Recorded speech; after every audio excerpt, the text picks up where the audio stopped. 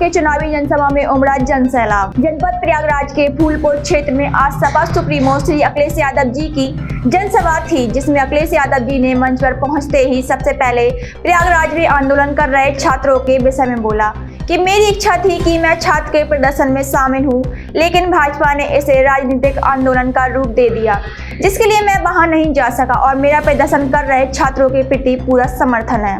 आगे उन्होंने कहा कि महाराष्ट्र चुनाव के नतीजे आने के बाद यूपी के मुख्यमंत्री की कुर्सी बचने वाली नहीं है। प्रयागराज के नौजवानों ने योगी बनाम प्रतियोगी का माहौल बना दिया है। योगी बहुत पढ़े लिखे हैं, इसलिए उल्टा सीधा करते हैं। वह पीडीए का फुल फॉर्म नहीं समझ पा रहे। उनके एनडीए की शुरुआत भी एन का नेगेटिव से होती है। अमेरिका के एक यूनिवर्सिटी की रिसर्च कहती है कि नेगेटिव लोग जल्दी बूढ़े हो जाते हैं, दुखी रहते हैं। कहती है कि नेगेटिव लोग जल्दी बूढ़े हो जाते हैं, भूलने की बीमारी हो जाती है। मेरी सलाह है कि अगर आप स्वस्थ रहना चाहते हैं तो नकारात्मक सोच को बदलें। यह बात सपा सुप्रीमो श्री अखिलेश यादव ने प्रयागराज के फूलपुर में जनसभा को संबोधित करते हुए कही। उन्होंने कहा कि अगर यह वोट डालने से रोके तो रुकना मत। जो लोग बड़ी बड़ी बातें करते हैं, जो हमें माफिया कहते हैं, वह आईना नहीं देखते होंगे। उन्होंने आगे कहा कि कोई भी वस्त्र योगी से नहीं बनता। लखनऊ वाले एक नेता हैं जो बड़ी बड़ी बातें करते हैं। हमारे धर्म में मोहनी बाबा होते हैं, लेकिन यह सब बोलते हैं तो नकारात्मक का माहौल बनाते हैं। इसलिए जनता भी सावधान है कि कोई भी वस्त्र से योगी नहीं बनता, विचारों से बनता है। अंग्रेज चले गए, लेकिन उनके विचारवंशी आज भी हमारे बीच हैं। संविधान तभी बचेगा जब दिल्ली यूपी से बीजेपी हटेगी। हमने कहा था कि लोकतंत्र खतरे में है। अभी भी यही स्थिति है, क्योंकि यह सरकार संविधान के अनुसार नहीं चल रही। कोर्ट सरकार के खिलाफ फैसला सुनाती थी, लेकिन सरकार पर कोई असर नहीं था। संविधान तभी बचेगा जब दिल्ली और यूपी से बीजेपी हटेगी, वरना समय समय पर हमला करते रहेंगे। आज भी यूनिवर्सिटी में छात्रों की बहाली नहीं हो रही।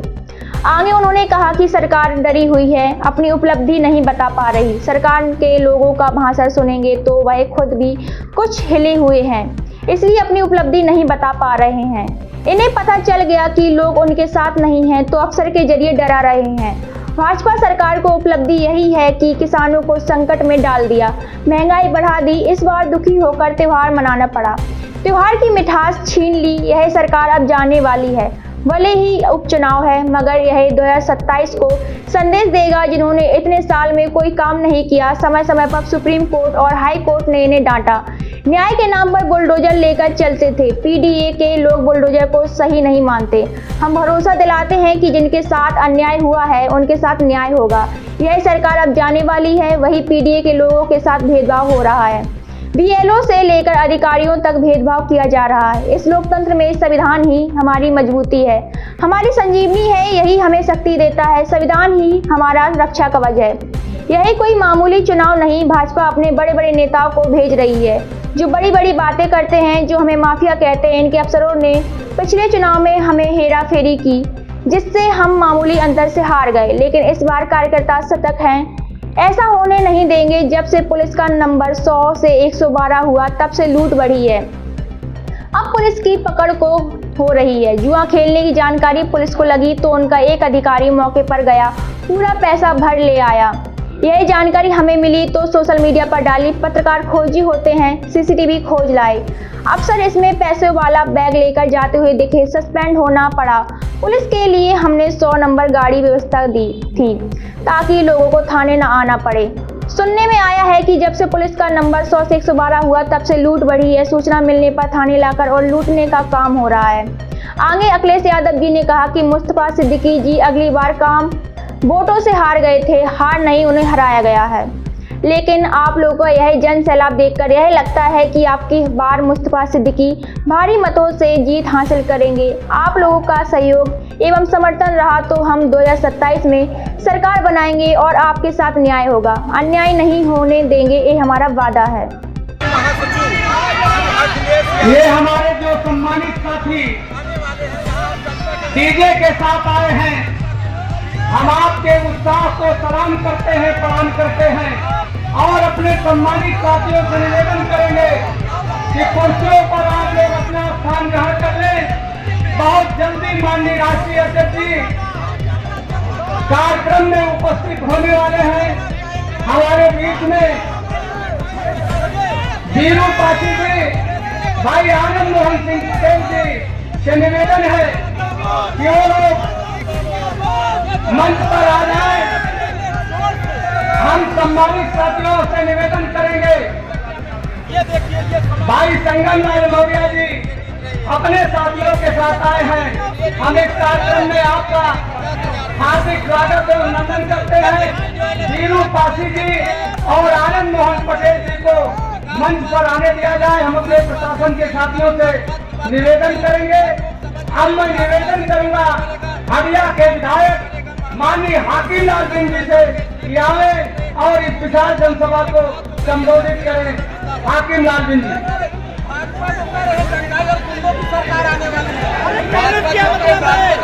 सम्मानित साथियों, आज समाजवादी पार्टी के तत्वाधान में आयोजित विशाल जनसभा के मुख्य अतिथि समाजवादी पार्टी के राष्ट्रीय अध्यक्ष आदरणीय श्री अखिलेश यादव जी, मंच पर उपस्थित बहुत ही सम्मानित समाजवादी पार्टी के राष्ट्रीय महासचिव, उत्तर प्रदेश सरकार के कई बार के कैबिनेट मंत्री और इस चुनाव के चुनाव प्रभारी आदरणीय इंजीनियर सरोज साहब और कार्यक्रम में उपस्थित सभी सम्मानित विधायकगण, सभी पूर्व विधायकगण, सभी सांसदगण, सभी पूर्व सांसदगण, सभी सम्मानित नेतागण और फूलपुर विधानसभा के कोने कोने से आए हुए सभी समाजवादी पार्टी के समर्थक साथियों का, कार्यकर्ता पदाधिकारी साथियों का हार्दिक स्वागत, अभिनंदन और वंदन करता हूं। सम्मानित साथियों, आज देश और प्रदेश में भारतीय जनता पार्टी की सरकार चल रही है। भारतीय जनता पार्टी की सरकार छात्रों और बेरोजगारों पर लाठियां चलाने का काम कर रही है साथियों, और साथ ही देश के लोकतंत्र को समाप्त करना चाहती है। पीडीए का जो फुल फॉर्म है, जो पीडीए का फुल फॉर्म है वो भी नहीं समझ पा रहे हैं। पीडीए में ये एच कहां से आ गया हमें नहीं पता, और जो पीडीए का फुल फॉर्म बता रहे हैं, कम से कम डीएपी का ही फुल फॉर्म बता के चले जाते हैं। ये जो पीडीए को बुरा भला कह रहे हैं वो नकारात्मक लोग हैं, वो नेगेटिव लोग हैं। उनके एनडीए की शुरुआत भी एन से नेगेटिव से होती है, वो नकारात्मक लोग हैं। और जिन्होंने कल अखबार पढ़ा होगा अंग्रेजी का, जिन्होंने ध्यान से पढ़ा होगा, तो एक कोने में जाकर के एक बहुत बड़ी रिसर्च के बारे में लिखा है, और वो रिसर्च ये कहती है, अमेरिका की एक यूनिवर्सिटी जो बहुत ही प्रतिष्ठित यूनिवर्सिटी है, उसकी रिसर्च ये कहती है जो नकारात्मक लोग होते हैं वो बूढ़े भी जल्दी हो जाते हैं और बुढ़ापा भी जल्दी आ जाता है, और दुखी भी वही लोग रहते हैं, और भूलने की भी बीमारी उन्हें हो जाती है। इसलिए हमारी सलाह उन लोगों से कि कम से कम अपनी नकारात्मक सोच को बदलें। ये देखिए अखिलेश यादव जी ये मंच से भाषण देकर निकल गए हैं। अखिलेश यादव जी ये जा रहे हैं, हेलीकॉप्टर के पास जा रहे हैं। अखिलेश यादव जी थोड़ी ही देर में हेलीकॉप्टर से लखनऊ के लिए सीधे रवाना होंगे। हम लाइव फूलपुर से दिखा रहे हैं आपको, श्री हरपुर यादव चाणक्य न्यूज इंडिया फूलपुर से। में ना आ जाए। हालांकि हम ऐसे युवक युवतियों को बधाई देंगे जो अपनी मांग को लेकर के वहाँ डटे हुए हैं और पिछले इतने दिनों से डटे हुए हैं। जहाँ सरकार अधिकारियों के माध्यम से अन्याय हो रहा है और जो तस्वीरें या वीडियो देखने को मिल रहा है, बताओ, दिव्यांग बेटी का बैसाखी छीन लेना, महिला पुलिस ना आकर के पुरुष आकर के उठा ले जा रहे हैं बेटियों को, बहनों को, और वर्दी में ना आकर के दूसरी ड्रेस में नौजवानों को उठा ले जाए। ये कहाँ का लोकतंत्र है? कोई अपनी मांग को लेकर के बैठा हो, तब लोग मांग को लेकर के बैठे जब सरकार बड़े बड़े दावे करती है। क्या सर क्या प्रतियोगी सरकार छात्र ये बोले कहती है कि 1 नेशन 1 इलेक्शन, जब इतना बड़ा काम कर सकती है, कभी कभी परीक्षाओं का रिकॉर्ड बनाना चाहती है सरकार। जी सर। आपको याद होगा यही सरकार दावा करती थी कि हम रिकॉर्ड छात्रों से परीक्षा करा सकते हैं और एग्ज़ाम करा सकते हैं। तो ये बच्चे जो मांग कर रहे हैं उनकी मांगें जायज़ हैं, उनकी मांगें सरकार को स्वीकार करनी चाहिए और अंतोगत सरकार स्वीकार करेगी और यही कहेगी कि अधिकारियों की गलती थी, सरकार की गलती नहीं थी। उपचुनाव हो रहा है, क्या कहेंगे आप चुनावी जनसभा? देखिए, सबसे बड़ी बात है प्रयागराज में जो छात्र आंदोलन है और लोगों ने ये कह दिया कि हम जाने वाले हैं, तो उनके साथ अन्याय हो गया। जाएंगे सर सरकार आप क्यों घबरा रही है? ये छात्रों का है, पढ़े लिखे बच्चों का है, युवक युवतियों का आंदोलन है। इसको राजनीतिक हम नहीं बनाना चाहते। हमारा समर्थन जरूर इस मुद्दे को, लेकिन वो यही आरोप लगाएंगे कि राजनीति से प्रेरित ये आंदोलन है। वो आरोप भी लगाया उसमें समाजवादी कुछ छात्रों को या समाजवादी संगठन के लोगों को पुलिस ने गिरफ्तार भी कर लिया, लेकिन ये छात्रों का आंदोलन है, ये सरकार को समझना चाहिए। ये उन प्रतियोगी के छात्र के समर्थन से प्रयागराज आप जाएंगे? ये छात्रों को बधाई देंगे कि उन्होंने माहौल जो बना दिया, योगी बनाम प्रतियोगी, ये जो माहौल बना है इसमें सरकार को झुकना ही पड़ेगा।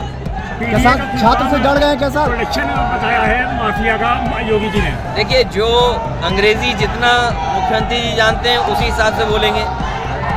इसमें एच कहाँ से आ गया? आप तो बहुत बुद्धिजीवी खुद ही हैं, जागरूक हैं आप लोग। ये पावर हाउस एच कहाँ से आ गया? सच्चाई तो ये है कि जिस तरीके से नौकरी में पदों पर पीडीए गायब है, उसी तरह डीएपी भी उन्हें पीडीए दिखाई दे रही है, तो डीएपी भी गायब है। डीएपी भी इसीलिए गायब है क्योंकि पीडीए वो दिख रही उन्हें दूर से। माफिया को संरक्षण देने की बात करते हैं। कोई मुख्यमंत्री जिसने अपने खुद के मुकदमे वापस लिए हों, वो माफियाओं की संरक्षण की बात न करे। अच्छा, छात्रों की बात अगर की जाए तो जिस तरह से चौथा दिन आज है, 24 घंटे बैठे हुए हैं, ना तो लोक सेवा आयोग उनकी बात सुन रही है, ना सरकार सुन रही है, परेशान है पूरे छात्र। सरकार को सुनना चाहिए, उनकी मांग जायज़ है, मांग माननी चाहिए सरकार। धन्यवाद। अभी जो लोकसभा चुनाव में बेईमानी हुई है, ये चुनाव जीता जिताया आपके हाथ से छीन लिया। फूलपुर का चुनाव लोकसभा का पूरे के पूरे लोग देश के जानते थे जीत गए, क्योंकि जिस समय वो कार्यक्रम था इंडिया गठबंधन का, जन समर्थन और जन सैलाब इतना दिखाई दिया कि विरोधियों के होश उड़ गए। जो लोग वोट से नहीं जीत सकते थे, उन्होंने अधिकारियों को आगे कर करके चुनाव को जीतने का काम किया। आप हारे नहीं हैं, केवल आपको प्रमाण नहीं दिया अधिकारियों ने। और जिन्हें 22 का चुनाव याद होगा, 22 का चुनाव भी हमारे आपके प्रत्याशी लगभग जीत गए थे। जिन्होंने बैलेट वाले वोट देखे होंगे वो जानते होंगे कि बैलेट में बीजेपी से दुगने वोटों से जीते थे। जब इन्हें लगा कि ये चुनाव हाथ से निकल गया तो बेईमानी कर करके इनको हरा दिया था। याद है कि नहीं याद है? मामूली वोटों से हारे। लेकिन इस बार तो लग रहा है कि यहां पर रिकॉर्ड बनने जा रहा है। इस बार पहले से ही बीजेपी को पता लग गया कि यहां से रिकॉर्ड मतों से जीतने जा रहे हैं। और मुझे तो ये लगता है कि पहली बार ऐसा समर्थन हर वर्ग से मिल रहा होगा। इतना समर्थन, इतना साथ और इतने समीकरण के साथ कभी चुनाव समाजवादी पार्टी के पक्ष में नहीं बना। इस बार तो ऐसा लग रहा है कि मुस्तफा सिद्दीकी साहब अभी तक की सबसे बड़ी जीत जीतने जा रहे हैं और इसीलिए जो हमारे लखनऊ वाले हैं उनकी भाषा बदली बदली नजर आ रही है।